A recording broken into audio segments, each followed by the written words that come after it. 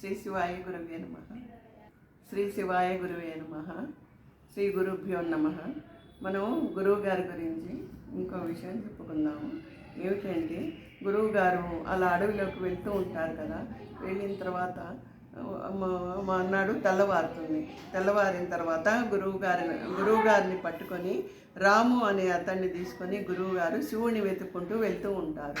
అలా అడవిలోకి వెతుకుతూ ఉంటారు. రాళ్ళు అన్ని గుట్టలు అన్నీ ఉంటాయి. వెళ్తూ ఉండగా కొంత దూరం వెళ్ళేసరికి ఆయనకి భగవాన్ గారికి ఓం అని శబ్దం వినిపిస్తూ ఉంటుంది. ఆ శబ్దం వినిపించేటికి ఆనందం వేస్తుంది అనమాట.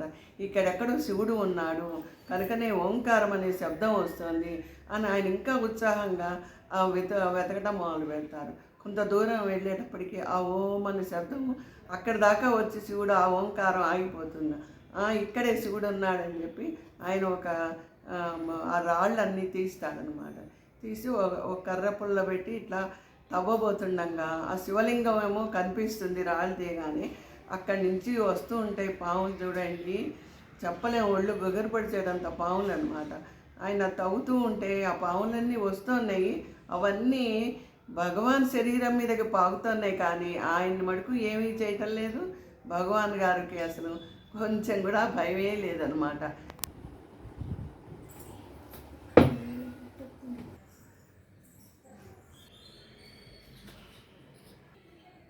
ఆ శివలింగం నుంచి తవ్వుతున్న కొద్ది పాములు వస్తూనే ఉన్నాయి, ఆయన మీద పాకుతూ ఉన్నాయి. కానీ ఆయనకి ఎక్కడ భయం లేదనమాట. ఆయన ఆ శివుల్లో ఐక్యమై ఉండిపోయినారు. శివశంకర్ భగవాన్ అంటూ నవ్వుకుంటూ ఆయన పారవశ్యంలో ఉండిపోయినారు. కానీ ఒక్క పాము మడుకు ఆయన్ని వెన్నంటే ఉంది ఆయన మీదే. మిగిలిన పాములన్నీ మాయమైపోయినాయి. ఈ దృశ్యం చూసేసరికి రాము అనే అతనికి భయం వేసి దూరంగా పారిపోయి వద్దు భగవాన్ వచ్చేయండి అని కేకలేస్తూ ఉంటాడు.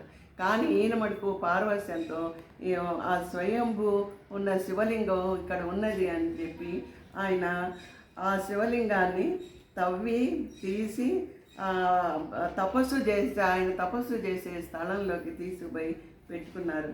అందుకని అక్కడ పరశు శిఖర్ క్షేత్రం అన్న పేరు వచ్చిందనమాట. అక్కడ మరి అంత ఎత్తు కొండ మీద ఆ శివుడికి ఎలా అభిషేకం చేయాలి అన్న ఆలోచన వచ్చింది. చూసేటప్పటికి ఎక్కడో కిందన ఒక జలపాతం ఉన్నట్టుగా ఆయనకి నీళ్ళ చప్పుడు అనిపించింది. అప్పుడు ఆయన అక్కడికి వెళ్ళి ఆ జలపాతాన్ని కనుగొని ఒక సీసా లాంటిది తీసుకొని వెళ్ళి ఆ జలపాతంలోని నీళ్లు పట్టుకొని వచ్చి ప్రతిరోజు ఆ జలపాతం నుంచి తెచ్చే నీళ్ళతో శివుడికి అభిషేకం చేస్తూ ఉంటారనమాట. అలా అభిషేకం చేసుకుంటూ ఆ శివుడిని చూసుకుంటూ పారవశ్యంతో ఆయన అక్కడే కొండ మీద ఉంటారు. ఉండేటప్పటికీ ఈ రాము అనే అతను కిందకి వెళ్ళిపోయి అక్కడ శివలింగం దొరికింది.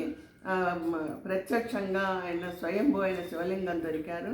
మన బాలభగవాన్ గారు అక్కడే కూర్చున్నారు రాకుండాను అని చెప్పేటప్పటికి వాళ్ళ అమ్మగారు సావిత్రాబాయి, రామారావు మహారాజు గారు వీళ్ళందరూ ఆతరుతో దబదబా క్షేత్రం పైకి వస్తారు. వచ్చేటప్పటికి మైమర్చిపోయి బాలభగవాన్ గారు తపస్సులో ఉంటారనమాట.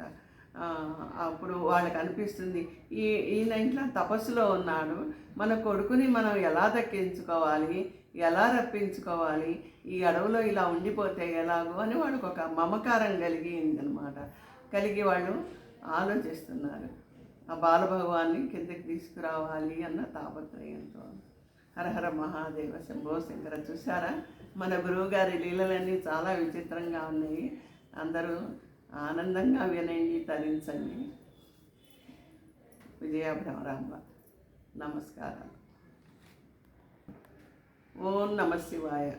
హరహర మహాదేవ. శ్రీమాత్రే నమః.